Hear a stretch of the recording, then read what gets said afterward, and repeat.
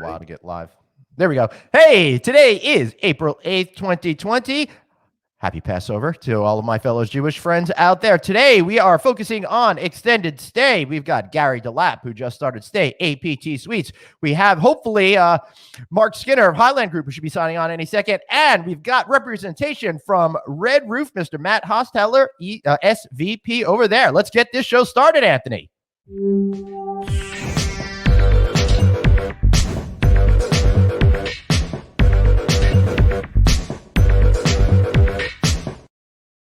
Are live. We are live, and we are glad that you've arrived. Anthony, it is so good to see you here today. It's always good to see you, my brother. And thank you for inviting me to do a project this morning as part of your book. I really enjoyed the conversation, and I learned a lot about you and learned a lot about myself, and I feel closer, Glenn. Yeah, that really makes me feel good. And, Anthony, I feel like this is a good time to introduce our newest graphic. Let's feel good about Anthony here.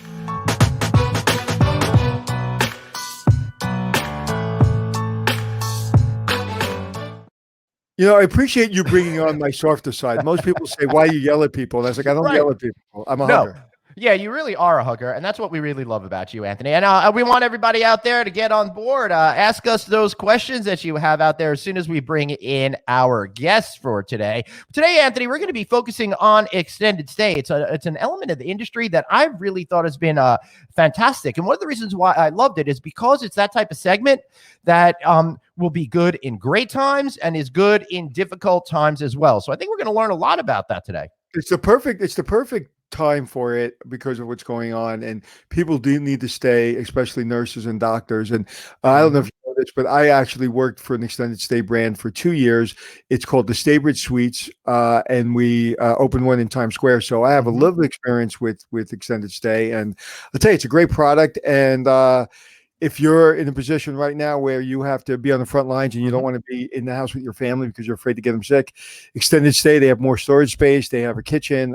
So let's bring him on, buddy. Let's bring him on. All right. First, we got Mr. Matt Hostetler of Red Roof. Welcome aboard. And we've got Gary Delapp of stayAPT Suites. Gentlemen, thank you so much for being here. We're still waiting on Mark Skinner. He's having trouble connecting, but we are working on that problem behind the scenes right now. Gentlemen, welcome to the show. Great. Thank you. Good to be here. Good afternoon, everyone. Glad to be here as well. Good afternoon. So, Matt, thank you for being here. I really appreciate it. Matt is the first person from all of the major brands that are out there that's been wanting to come on here. I've been making a plea to all the brands out there to come on, show us a little bit of love, because we want to show you love out there too. It's a really difficult time for all of us, and we really need to support each other. And I think, Matt, you being here shows a lot about why Red Roof is such a special brand and why you guys have so much fortune out there, because you're doing such great stuff for your franchisees all the time. So welcome aboard. Before we start with you guys, I do want to thank Cintas for being a sponsor. I want to thank the good folks at BarTech for being a sponsor with us, because after all, without those guys, we wouldn't be able to be here. Go to bartech.com, check them out, because you know that you're going to be able to earn some extra money in your rooms after this is all over. Remember, people may not be going down to the bars, but when they do return, they're still going to want drinks. They're still going to want some food. They're still going to want those snacks. So make a deal with BarTech and make sure you are increasing the pricing in the room. That's info@bartech.com or bartech.com. Anthony, why don't you take it away and ask first question? So Gary, I thought you never asked. So Gary, I heard you did something very interesting right before the pandemic. Why don't you tell us about that? I'm sorry? I said I heard you did something very interesting right before this whole pandemic. What was that? About that?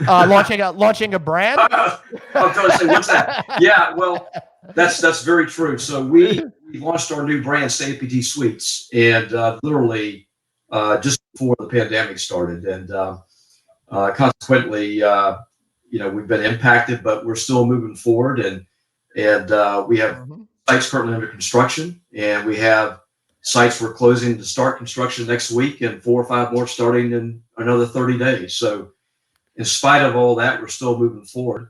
The other brand that we operate continues to operate. And as you said early on, the extended stay segment, although it is impacted like the transient hotels, it's not as impacted as much as traditional hotels are. So we're moving forward with our plans and feel good about our product. Right. Now, Matt. What's going on? Sorry, Anthony, go on. Real quick, what's going on with the financing part of it? Have people double down and say, "Hey, we're here for you," or are they getting a little squeamish? Well, I think a combination of we have 2 franchisees that have sites under construction, and their lenders are working with them and being a partner. So I think all that's going well. And for us right now, we don't anticipate any problems either with financing. So, Matt, as having the title as one of the first or the first representative from the brand, one of the things that we're finding out is the brands were kind of a little bit hesitant to come on because they didn't have a lot of information. And where smaller companies could be a little bit more flexible, you have to really worry about this, very long ship, very big ship that you're guiding. And anything that you say, I guess the first week people were concerned. So what has it been like, being in charge of a brand and being involved with such a big brand? And what was the first week like, and what's now going into the 4th week like? And Matt, as you're about to answer that, I just want to say Mark Skinner did arrive. We'll put him right in here to join us. We'll get him up next. Matt, take it away. Hey, so thank you so much for having me on. I know it was thank you for being here. Yeah, 15, 20 minutes ago. So as a representative of our organization, I do handle the franchise sales and development. And first of all, on behalf of our company, I would just like to say that our thoughts are with everybody in the industry, everybody around the world that is dealing with this global pandemic. It's much bigger than us, but we have a lot that we can offer as people, specifically people in hospitality, that we can do to make things better on a day in and day out basis. So I appreciate the opportunity to come in and just say what I'd like to say is that we're in this with everybody else. Our ownership owns hotels globally.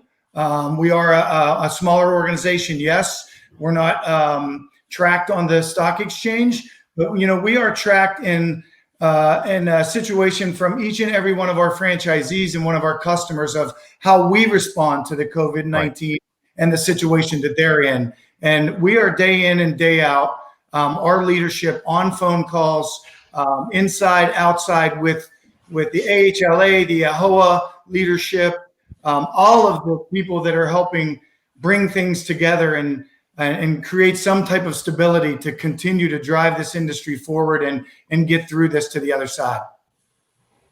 Excellent. So I love that Matt is being so open, even though he wants to keep his identity secret by being sort of lathered in darkness over there. Find some light, but it's all right. Yeah. Oh, that's better. Oh, boom. Stop. That's there we perfect. go. Now we can see Matt.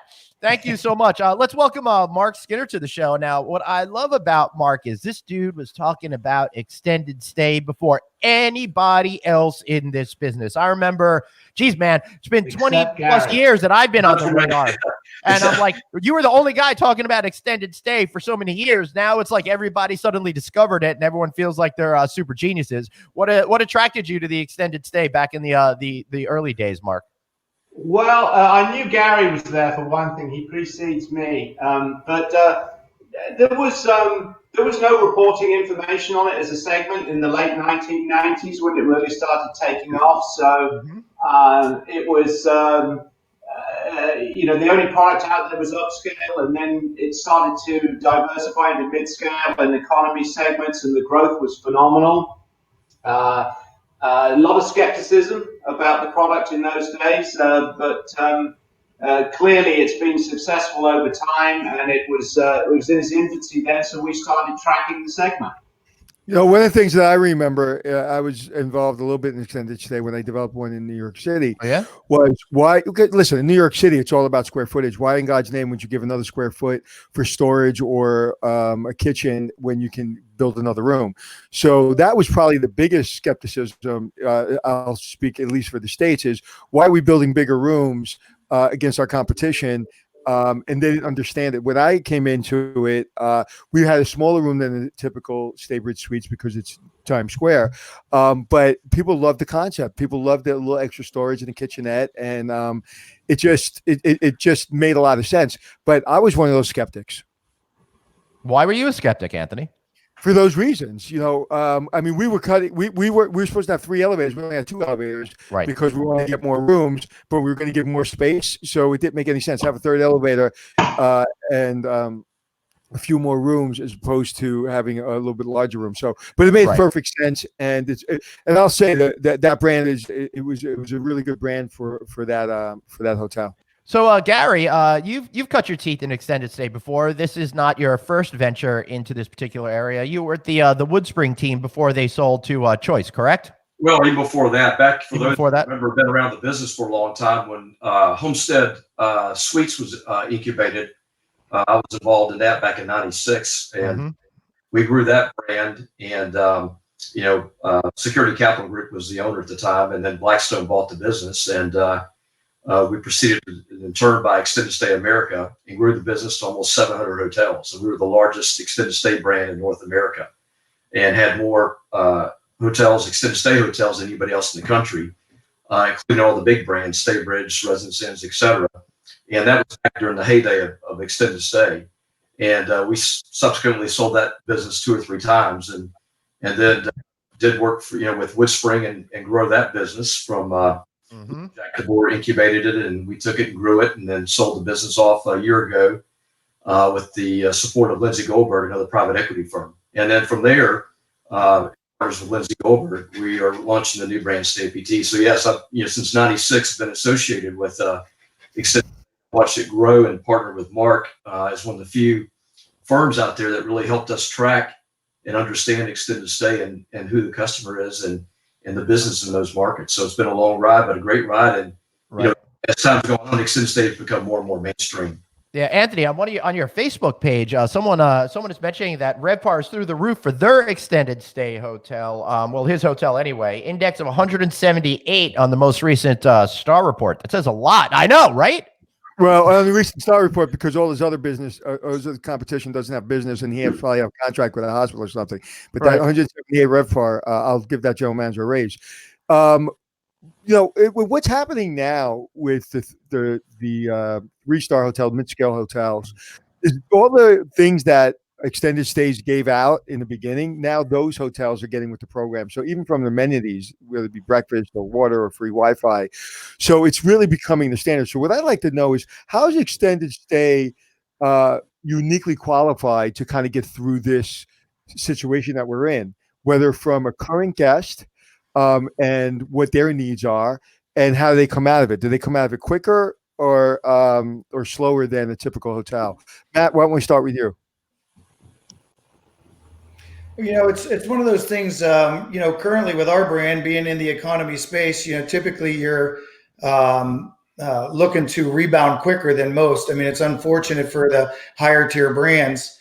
We have a lot of extended stay, that are a longer stay. They're there 30, near 30 days a month, typically not going anywhere. They're in markets for extended opportunities. So I think it's really important that customer being already in the hotel is typically not going anywhere, and who they're representing, the hospitals, the first responder type work, and they have all the amenities that they need not to have to leave and to stay safe as well. Mark? Yeah. Mark? Yes, I mean, if you look at the numbers just for March, I think STR for basically the whole month said that the hotel industry is losing about 49% RevPAR. Economy extended stay hotels, that will be around 10, maybe 15 at the high end. And Matt has highlighted one of the reasons there is the high level of residential guests in the hotel. Another factor is that the construction industry is such a large generator of demand, and those big projects, be they bridges, roads, highways, hospitals that are under construction and others, are going to continue to be finished, maybe at a slightly slower pace. We saw that post 9/11 as well, and the segment held up very, very well. And then if you look at the early data on March, the mid-price segment of extended stay will get a RevPAR drop larger than the economy, has less of a residential component, And as you go up the price scale, it more closely resembles the overall hotel industry. But the early data we have on those two segments also looks very likely that their RevPAR drop is lagging the overall hotel industry so far. Fascinating. Anthony, I thought you were going to say something there. So that's why I was so. I was just going to say a comment someone made about the extended stays right now, because restaurants are closed, food and beverage is closed in most hotels, that the kitchenette is really a huge plus. So one of our, a person that's staying in the extended stay mentioned that. So I just thought I mentioned that. But Gary, why don't you expand on what Mark? Well, I think everybody sort of said it. I think no question about it. All the industry, including extended stay, is impacted, by the virus, and the fall off is going to happen across the board. It has happened, but Mark's right, and we've talked about this a couple of times. Having been through 3 or 4 of these downturns, extended stay is always impacted, but the trough is not as deep, and the rebound usually happens a lot quicker because they already have the base business in there. And it's a combination, as you said, first responders. There's a lot of construction. A lot of individuals in this country are very mobile and transient, and they like to not have the commitment to signing leases, not having commitments to have rent a house, and they have the flexibility. They can work and live where they stay, and that's the segment of particularly extended stay in the economy and the mid price does so well. The higher up you go, it becomes more transient in nature, Right. And that's what's driving it. And I will tell you, a lot of projects out there, in addition to construction, are still working today. They're called essential, and factories and things are going on. They're putting people in these hotels to keep these factories going. Right. That makes a whole lot of sense to me. And that's really what the bright part is. In fact, Anthony, someone on your Facebook page, Mignon Hair, is saying the construction and people are out of their homes due to fire or flood damage are there. Plus, they're close to the hospital and families like to stay there. Yeah. All of that makes sense to me. Matt, you folks got involved in this side of the business in a very big way with the Hometown Suites product. What is it that really attracted you about the market? And what about, we're getting a question from people about that average length of stay, because that is a real vital component of it. Maybe talk a little bit about how that element got you excited and your team excited about that market. Yeah, I think it's it's a real exciting segment to be in, specifically with our clients. They were, our own customer base were coming to us asking for additional opportunities in other segments. And as you know, with Red Roof and Red Roof Plus, we meet the upper economy segment. And then with the Red Collection, we moved into the more upper mid-scale segment. And, from an extended stay perspective, that client base are one of our larger franchisees across the nation, loves that business. It's more, it's stronger, it sticks around. You got a great customer base, and then the opportunity to drive the rate when the things are normal. You have a great opportunity, specifically in this space in the economy segment. We know there's a plethora of competition in those upper segments, so we feel that there's a great need, and who better to meet that need in this space and what we think is some of the best people in the economy lodging business is the Red Roof team. Matt, what are the questions that owners were asking you as a brand initially when this happened? Because we went off a cliff. We didn't do a slow roll. So what were the hard questions that they were asking you?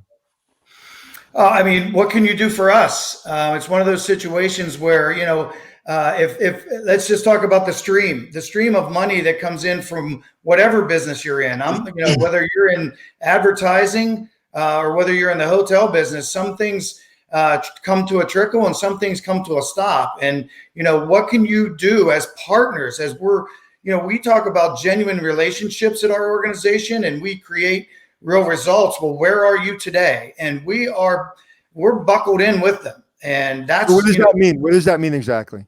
What it means that, through the communication with our franchisees, our HOA membership, AHLA, all of the things that we've put out there to offer some relief to our franchisees from a bill perspective, quote unquote, what they would pay to us on a normal basis has been addressed with our franchisee base. Amazing. That's great. Yeah, because I see out there a lot of hotel owners are feeling that the companies that they are partnering with for their flag is not necessarily responding to their needs. So I'm glad that you guys are getting out there in front of this issue. And one of the things that I've always liked about the culture of your organization is you really are in this, we're in it together type of spirit all the time. This is really the time now that you guys are out there and re-emphasizing that real relationships element first. And I do want to tell people that Red Roof is awesome, and they advertise on my No Vacancy podcast. That has no bearing on the fact that they're here today. I just love Matt, and I love what Red Roof is up to. So my journalist stuff aside, go ahead.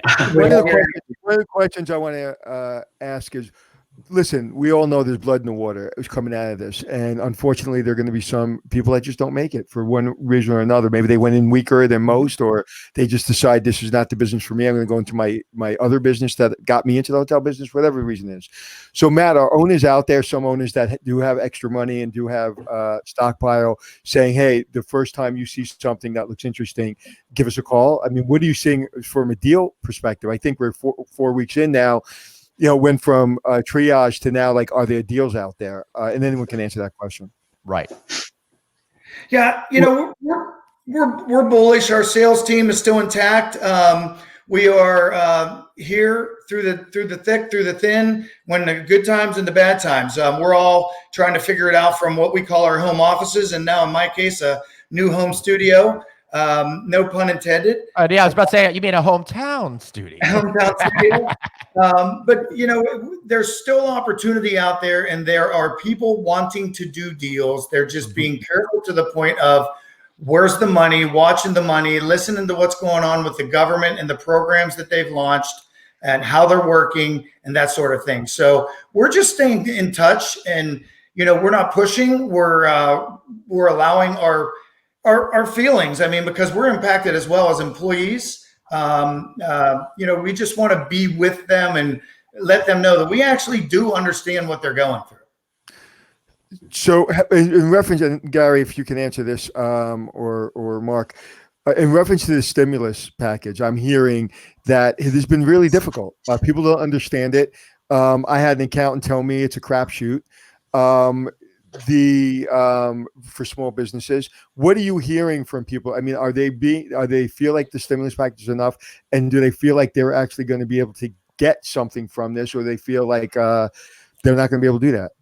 Well, I can answer and tell you that we spent most of last week with our company going through the stimulus package, and as I heard Matt talk about franchisees and supporting them, yeah, we're all in this together, but we've taken the next step with our current franchisees and have worked with them and guided them and coached them on how to complete the CARES Act paycheck refund for everybody. And so we've been spending a lot of time with franchisees to assist them and help them with that. The interesting thing is, I think about this, is that a lot of new hoteliers, extended stay or otherwise, have not gone through a downturn. We've had 10 years of great times, and this is the first time they're experiencing this, and they're freaking out. I'm getting calls from all across the country from people saying, hey, what's going on? What do we do? How can you help me? It's not even part of my franchise, just relationships I've built over the years. Right. And so I think that's a piece that we've done it. It's very cumbersome. I think most people feel good. They're going to get the money, just not win. Right. Yeah. I do want to say, Chip Rogers, President and CEO of the American Hotel and Lodging Association, is going to be on this very program with Anthony and I again on Monday to talk about some of these very specific issues. And Gary, to your point, use the word freaking out. One of the reasons Glenn and I decide to do this every single day at 12 o'clock, Monday through Friday, maybe on the weekends if we need to, is consistency, because you said exactly, it's not a word that we use in our industry, especially with experienced people that are business people, entrepreneurs. Entrepreneurs don't freak out. We don't freak out. They're usually steady.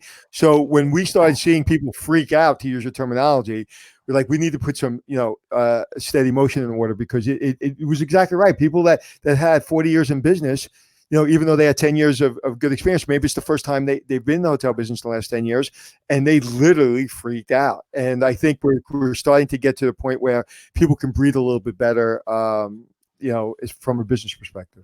Right. Mark, I'd like to ask you, as as the godfather of the extended stay business that's out there, and that's not from me, that's from someone in the comment room over there. But what are you seeing right now in terms of the ability for maybe extended stay hotels to be more successful in this particular period of time than others. I just got a comment from somebody beyond that insane one, the 178 RevPAR, that they're running occupancy of 23 to 25%. That's more than double, anecdotally, what we're hearing from all of our hotelier friends out there with more traditional products that are running a lot of times in single digits. They're saying that's enough to make them survive. So anecdotally, what are you seeing out there in the general extended stay scene compared to what you might have heard from the typical type of hotel? Doing better. Certainly the economy end, where we have more of the data, because it's still early days. Occupancies are holding up in the upper 60s, 70% range, wow, which is terrific in today's environment. And the product itself lends itself. All of the rooms have kitchenettes, so it's ideally suited for, be they a medical team going into an area for an extended period of time. One of the other things is that if the government is paying for it, it's going to be governed by a per diem. And many extended stay hotels can come in and offer rates at or below government per diems. It's a good fit all around. In the economy end, there is a very low labor cost model, low number of personnel, which reduces the interactions with guests and staff, because we've got an issue there. The product, if you look at it, how it's performed in previous downturns, both nationally and also where there's been disasters. So in Hurricane Katrina, boosted economy extended stay hotels across the whole country for a year or two afterwards, because they were housing displaced people out of the hurricane. It's a good fit for these type of situations for many reasons.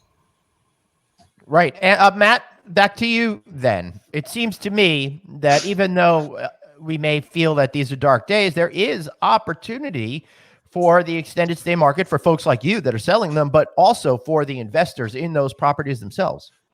Absolutely. We talk, we have a lot of conversation going on with our current franchisees that want to update or, deepen their portfolio of hotels. And when it is a tough time like this, these do tend to perform much better. So we have a tremendous amount of opportunity for our investor, franchisee, and even competitors that are maybe in other markets that would love to jump into this segment, in this space with this brand, and specifically with a group that supports it as much as we do. So it's a different business. We have, we talk about labor across the country now. Obviously, there's a lot of people that are displaced right now. But in the great market, we were talking about we needed labor. And this is a great one of the great models in the industry that help with that specific issue that we were having prior to this pandemic. Yeah, it's interesting because before it's like you couldn't find good people. Now owners are probably looking for ways to, reduce their expenses that they have to do, which also makes it such a great product. Yeah. Mark had said that note about fewer FTEs. It could be as much as half of the employees compared to a traditional select service hotel. Gary, I see you nodding. Yeah, I think that's one of the big things. I think the overall operating cost in general for extended stay hotels, and specifically labor costs, is substantially less than a transient hotel. So already break even is so much better than traditional hotels. And I think that's a big driver for investors. And that's why I feel very bullish on our product. I feel great that we're going to do well with rolling this product out in this environment, because you've got a 500 square foot room with a full kitchen. You can't beat that, and you can take advantage of that when you're out there, and low operating costs and low labor. Right. Anthony, I liked this product before, but I got to tell you, it really seems that this product was designed for a post-COVID type of a universe out there, because you're talking about less interactions with staff. You're talking about guests that are already primed to want a different experience than the traditional hotel experience. You've got that in-room cooking element. And then on top of that, you don't have to do maid service and housekeeping every single day. That seems to me like the perfect type of recipe for success as we move forward. You're on mute, Anthony. You've muted yourself. I do it all the time. That's my dream, is to mute you. But this is the one time I wanted to hear you speak, and you muted yourself. It's interesting. You talk about things before their time, whether it be technology or a product before their time. Now, extended stay has done well for a very long time, and obviously, like a lot of these people on, you guys are pioneers. But now it's really coming to its own. So all the thought process for extended stay is everything that all the owners want today. Mm-hmm. Right? They want the ability to have lower labor costs. They want the ability to have a different product than their competition. So it seems to be, and also the traveler, I want room service all the time. I want housekeeping service all the time. I want to meet my front desk agent. I want my key. I want my room. I put do not disturb on, leave me alone. And that's been a 10-year process for me. I even remember, Glenn, when we were first met, I was kind of still wanting housekeeping services. I don't get housekeeping services anymore. I know you don't. And I really don't even I want to meet the person at the front desk, but if you just give me a key or I do it with my phone, I'm fine. When I do have a touch point with an employee, and usually it's the housekeeper in the hallway, I want that experience to be fantastic. And that experience will tell me more about the hotel than I need to know from anyone else. Is the housekeepers, because if the housekeepers are smiling, the housekeepers are happy, and the housekeeper feel empowered, then that means the entire hotel feels that way. And that's so why I'm sorry, Anthony. I'm sorry. Was I talking while you were interrupting? I apologize. And, I thought you were going to be done. When am I ever done? And I think it's more important to get those touch points, and those housekeepers and the people that are essential to the business, and really train them in a really deep way about service and standards, because there used to be 10 touch points. Now there's 1 or 2. Right. Yeah. Mark, if I can add two things Anthony said, I think it's important. I think number one is that extended stay has become more mainstream in the sector for the consumer. That's a big change over the last 10 years. The second thing is the consumer wants to have the comforts of home when they travel now. They're tired of being in a room with just 4 walls. They want the comforts as if they're back at their home. And that's what extended stay does for them.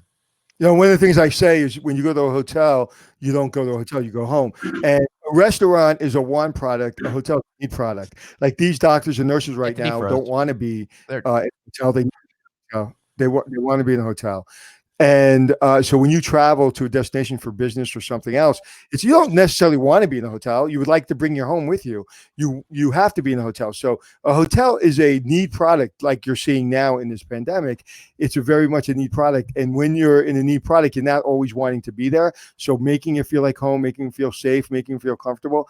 And again, there's less touch points. So those touch points have to be of much higher quality. So, Mark, it seems to me that we're in this unique position here, current crisis aside, that the traveling community now fully understands how the extended stay hotel can be a great benefit to their travel experience, and owners and operators have fully caught on to this. Would you feel that we are finally at the tipping point here where this is really going to take off once we get past the nastiness happening currently? Well, I think it's going to get greater recognition, but there's 500,000 rooms open now. So it's established itself as a solid niche, almost 10% of supply. Just to give you a comparison, room revenues have quadrupled over the last 20 years. You take any span of 5 or 7 years over the last 20, and supply has increased much faster than the overall hotel industry, so has demand. I think that the current crisis will elevate it. It's no coincidence if you saw this morning that the headline was Airbnb pivots to long-term stay. They have also promoted with their marketing alternative accommodation to a traditional hotel. And I think they're seeing, obviously it's their landlords, not them, that decide what they do. But the advantage of looking at a long-term guest, very stable occupancy, particularly during crisis periods as we have now. If you look at the history of extended stay occupancy over the last 20 plus years, it has been consistently 10 to 14 points above the overall hotel industry. That gap tends to be the widest during the downturn periods, and this one will be no exception to that, I think. Interesting. So, Matt, that puts you in a decent position here, right? So, do you change your strategy at all? How does that work through your organization? Well, from a franchise sales and development perspective, our strategy won't necessarily change, but I think what we're going to, as humans, we're looking at an additional new norm, if you will. And Anthony talking about touch points, we all love to have that human interaction. There's a lot of the people out there that travel are going to want less and less human interaction because of fear for a while. And from all the way from checking in to what you're touching, whether you're going to a front to get a complimentary breakfast, or whether you're going to a full service hotel to go to have breakfast, to sit down. So with the extended stay piece, there is still that great opportunity for the people that do what they do. We're going to get back to normalcy. We're going to, and it's going to be, hopefully it's sooner than we all think. But again, that's not something that I control. I can only do my part by staying at home when they tell me to. So I think it is a great benefit, a great opportunity for us to just stay our course and continue to realize who our customer is. So your employees, the employees that report into you and the department that reports into you, are most people furloughed? Are most people working from home? Or most people unemployed? Where is Red Roof as a brand from an employee standpoint? Red Roof's organization has right-sized itself to the situation at this time. So we've had a little bit of everything to say, and it's again, when I say it affected the huge companies, it's affected the smaller, precise organizations, as I like to say we are, and what we do in our space.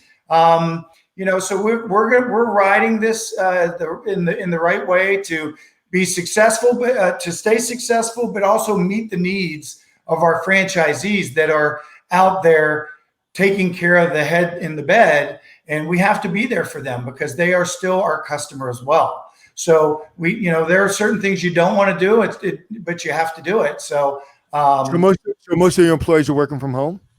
We have a great staff still in Columbus at our corporate office. People float in and out. We are social distancing when we're in the office. Most of the people, first of all, the majority of our support staff in franchise sales and development, they're all remote anyways. So our FODs, our franchise operations directors, our senior leaders that support our franchise group is remote as well. So we had a smaller way to move into staying at home and working because that's where our offices already are. Because we want to be where our franchisees are, and that's out in remote. So our support staff's there in Columbus, Ohio, ready to do what we need them to do, but also the field personnel are the most important. Excellent. So, Anthony, listen to this incredible comment that we've gotten, and all of you should take note of this one. Jesse Lear says, we run a small network of luxury furnished apartments in our city. Pre-COVID, we operated them as vacation rentals for 1+ night stays, Airbnb, that type of thing. Thank you for putting that up there. Travel restrictions wiped our calendars clean. Nearly all reservations canceled. They shifted to extended stay on March 8th and having their best month ever. That says a lot to me. Mark, you're nodding your head yes there. What do you think of that? Yes, and there was another group that I heard of recently just did the same thing during previous downturns as well. Extended stay hotels, if you like, get more into their model, which is focused on your longer term guests, even in the upscale segment. I am sure they are accepting more longer term guests at lower rates to establish that level of occupancy in there. It doesn't surprise me to see that. I think it's a very good thing. Right. Yeah. I do want to say, Adam Paxson out there says, everything seems optimistic, which is good, but we need to realize that post-COVID-19, things are going to look very different. Then goes on to talk about corporate travel trends. I do want to make it clear, Adam, that extended stay is a thing unto itself. Unlike the larger hospitality industry, there's different feeders that are going to get people that business. So it's really a little bit different of a formula. So what you're hearing when we're talking about extended stay does not necessarily appeal towards what we're seeing in the entire hotel industry. And when we talk about the entire hotel industry, we're not necessarily speaking directly about the extended stay segment. I did want to make that clear to everyone. Does that sound like a fair assessment? Yeah. Okay, cool. Moving on. Let's see. Jerry, who's been a big fan of our show, is saying that he's curious how to deal with customers now who can't pay. Is it tough to get them out legally after staying for an extended period hotel versus hotel guests that are normally short-term guests? Mark, maybe this one is good for you. What was the question again, please? What if people can't pay their bills? Can you kick them out? Are the rules any different than for short-term stay hotels, et cetera, et cetera? And somebody's got to feed that dog. I don't think the rules are any different, but I think under the present circumstances, I would work with your guests and and see what they can do. I'm quite sure there's some people in extended stay hotels who've just lost their paycheck. They might be waiting for their SBA loan. Gary referred to earlier on that the paperwork is very arduous. You think you're going to get it, but you don't know quite when. I would totally agree with that. And I would say, yes, work with your guests and give them a bit of slack in this environment. Yeah, morally, you have to work with your guests because it's the right thing to do. This is a severe situation, so you have to do the right thing, even if you lose up front. You just have to. And number two, do you really want to be on Channel 4 News at 6 o'clock, throwing out a guest during this pandemic? I don't think you want that news. Right. That's a really good point. Mark, what else do we need to think about and consider when we're talking about this particular topic? Let's just think about, as this crisis abates, if you've taken on your hotel as maybe a place where COVID patients have taken over the entire hotel, which has happened to a client of mine. The FEMA have taken it. They asked him to remove all of his staff. They took it over, and it's for persons infected with the virus who are not sick enough to need hospital treatment but need to be removed from the general population. And at the end of that, in order to get the hotel back, it's got to be completely sanitized, and it's going to come back into, if you like, the competitive hotel market. Think about, the upside on the way out, and also, potential opportunities, as there were during the last great downturn, and there have been during natural disasters and the fallout from that. Right. Excellent. Anthony, you muted yourself again, Anthony. This is like my dream come true. I can finally take over. Yeah, that's why you're the producer, and I'm just your assistant. One of the questions we get a lot, and we just got it again, is about food and beverage. Coming out of this, what is the free complimentary buffet breakfast look like, whether it be extended stay or in other hotels? Matt, what do you think? I can tell you what ours looks like. We have a brand standard if somebody wants to have one, but at Red Roof brand, we don't have a complimentary breakfast that is required. So we're hot water, coffee, decaf, and creamer. So our exposure to this situation is minimal. So I'm probably not the best person to ask, although I do believe it's going to change.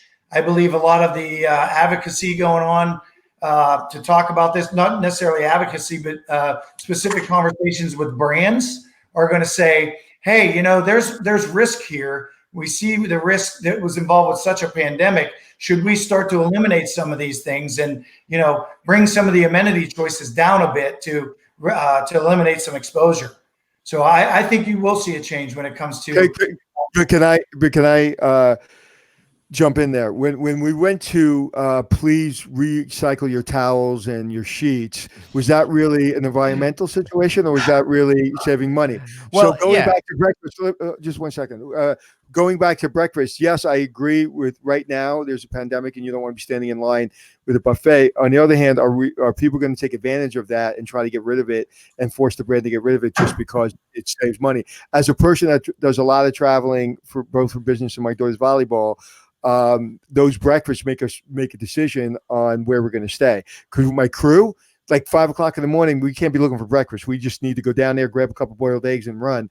And when I have a volleyball team, I don't want 15 girls running around the city looking for breakfast. So I think that you really have to think about it. I think the people that keep it are going to have an advantage or leg up. So I think if the entire industry does it, that's one thing. But I think if there's a brand that one or two brands do it, I think you're giving your competition a leg up. That's just my opinion. Potentially. There's safe ways to do it. There's safe ways to do it. Yeah, I don't disagree with you. I just think that you'll see some of the things be eliminated. Yeah, I also think that it's a matter of messaging to me, Anthony, because you brought up that notion of when they went green with getting rid of the towels. The perception that was created was that we're doing this to save money, and the environment was just an afterthought. So if you are going to start to change policies, you need to make sure that your marketing and your communication with current and future guests is clear, that it's for the right reasons and not for selfish reasons, right? Gary, a little bit easier said than done. Right. Gary, any thoughts? No, I agree with Anthony. I don't think those things really change. I mean, by and large, people have short memories, and not that we're going to forget this anytime soon because it's a horrible experience right now for everybody. But over time, people sort of forget these and go back into their normal routines, and hopefully recovery happens soon, and we all go back to that way. But I think all of us are going to be more cognizant, thinking about everything from getting on airplanes to continental breakfast to whatever, in terms of how we view cleanliness across the board. Yeah, we're going to make slight adjustments, but I think we're going to go right back to the way we behaved 6 months from now. I think you're going to see, like I said before, you're going to see a lot of people sterilizing tray tables in the airport. And when you get into an Uber, maybe you'll sanitize the armrest, and maybe you won't be so fast to shake someone's hand you don't know. So there'll be some adjustments, I think, long term. But I mean, my next door neighbor who lives, maybe 50 feet from where my yard is, I literally went so close to the fence to talk to him the other day that I was probably within the 6 feet, and I ran back. But my natural instinct, listen, for 55 years, I've been hugging and kissing people, and I've been close to people. That's not going to change. I'm gonna get back into that habit relatively quickly, and I think most people will. And I'm going to double down on my fear of human contact because it's serving me well so far. Paul Reynolds says something that I think is straight up. The brands will likely scale back, and we're talking about breakfast and stuff like that, in short term, but it will creep back over time. I think that is pretty much what we see in the hotel industry all the time. Spend a half of our lives, I think, talking about that amenity creep thing. So, Gary, how do you prevent that sort of thing from happening? Well, I've never been part of the amenity creep. I'm always thinking if you own and operate like I always have back at Extended Stay and Homestead and Woodspring, when you're an owner operator, you have a tendency to look at things completely differently and not put things in place, just putting them in place, because we're trying to make a profit down on the cash line.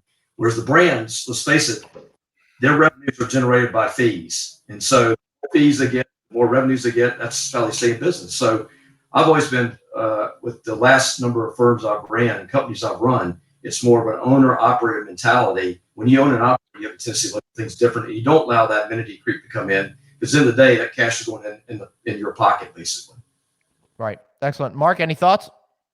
No, I agree. And, the very successful economy extended stay brands have stuck to their model. They've not added breakfast or anything like that when the times are great, and it's paid off in the long run. As you go higher up the price chain with more amenities, I think there will be a scaling back temporarily. It could be under the guise of it's for your own safety, for the guests and things, but eventually it will start to creep back up again. Yes, and Mark, as we've talked about, Mark, is that economy and mid-price segment, that extended stay customer doesn't really care if they have a breakfast in the lobby because they have the kitchen. They'll get there. That's why it's all about livability and location. I use the term livability. So that customer has a grocery store, a prescription drug store close by. As you go up in higher end extended stay, they're a lot more transient in nature. So therefore, they're competing more directly with the transient hotels, and having those big breakfasts are very important. Yeah, that's right. Very true. Yeah, fascinating. All right, so I'm feeling like the questions are starting to wrap up today, but people are talking about grab and go breakfast. I think we're going to see more of that in the future, in particular among the more traditional select service brands that offer breakfast. So how about some final thoughts here? Maybe Mark, we'll start with you on a final thought, how you see things today going into the future, et cetera, et cetera. Well, this will pass. I think it's going to be more of an incremental climb out as we see things getting back together. There will be once the travel restrictions get lifted, I think you'll see an initial bump, but there's still going to be people there who are reluctant to say go back into an airplane for fear of a virus. I mean, it's not going to suddenly turn off and it's gone, it's eradicated, it's never going to be here anymore. It's going to take a while to taper off, and I'm not a medical doctor. I'm thinking in terms of people's perceptions, and then people will have to get confident again. There will be travel bargains, as there were post 9/11. There were very, very great deals on flights and hotels to encourage people to come back in, and that confidence will eventually build back up. My final comment, also apologizing for being late because of the technology issue, and I noticed normally eagle-eyed Glenn, you haven't spotted this shirt that I'm wearing. It's actually a leading indicator. And I will say that because this is Atlanta United shirt. So when the games start playing back again, first of all, they will be in closed stadiums with no fans. That will be a leading indicator we're on the way back up. That's my prediction. All right, great, Gary. We'll get the fans Yeah, I echo what Mark said. I think we fell off the trough. I mean, the cliff very quickly. So coming back will take a little bit longer. But I'm very, very bullish, as I have since 1996, in extended stay. I believe in the segment. I believe in the product, and I think it has a lot of upside.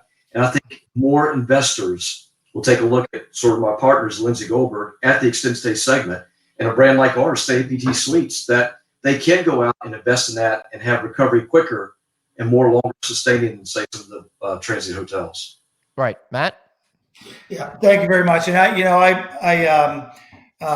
echo the sentiments of Mark. I'm not a health official. I do listen to them very well. I would just ask everybody that's listening to your show today to heed what their government is asking them to do to stop the spread.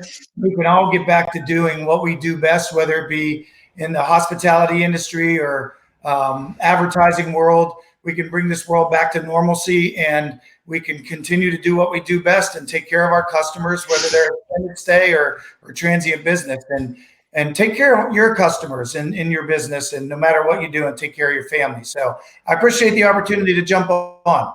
And thank you all for being here, guys. You really rocked this out. I'll let you guys go, Anthony, and I'll finish up. Thank you so much for being here.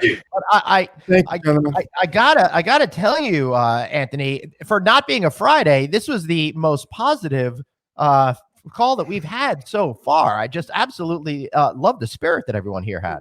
Well, I think it's practical. I wouldn't say it was a high energy spirit, but I would say it was very practical, and I think people are rational. And another indicator of that, we're getting back to business. It's going to be a lot more difficult to get these guests on once things are back to business because everybody's going to be so busy. I know. I'm like, part of me is like, maybe things could just suck for a while and we can continue to get great guests. I'm just kidding. We all want to get back to it. We are lining up some great guests for the next few weeks that we're putting together. Are we lining up there, Glenn? I don't want to say everybody right now because I don't have the list in front of me. I can't say any names because I'm forgetting. There's so many great people, though. I do want to thank Bartech for being a great sponsor. I want to do a special shout out for Red Roof for continuing to sponsor me even in these most difficult times. Thank you to Cintas, right, Anthony? Cintas has been a great partner, and they continue to support us. And again, it's a very need-based product right now, what they're doing and going in. They're putting their employees on the front line and getting in there to make guests and employees feel safe. So thank you very much. And Glenn, always a pleasure to see you. And we're going to do this thing again tomorrow at 12 o'clock. We are going to do it tomorrow at 12 o'clock. Let me see if I can figure out who our guests are. But meanwhile, why don't you tell us a little bit about Hospitality Success, this great community you've been putting together? Well, Hospitality Success, I think there's 600 and something members now that we started a couple of weeks ago. We have a company called Hospitality Success, which is basically a consulting company, and it's a non-management company that helps you with your company. So we teach you how to run your business. We don't run your business for you. So that has morphed into now is we're doing a Facebook page, a free Facebook page for Hospitality Success. So if you're a hotelier, you're a student, you're anybody, you own a deli, I don't care what you do. I don't care if you're CEO of a company or CEO of a gas station. I want you, I'd like you to come on. share stories, ask questions, and get you the right answers.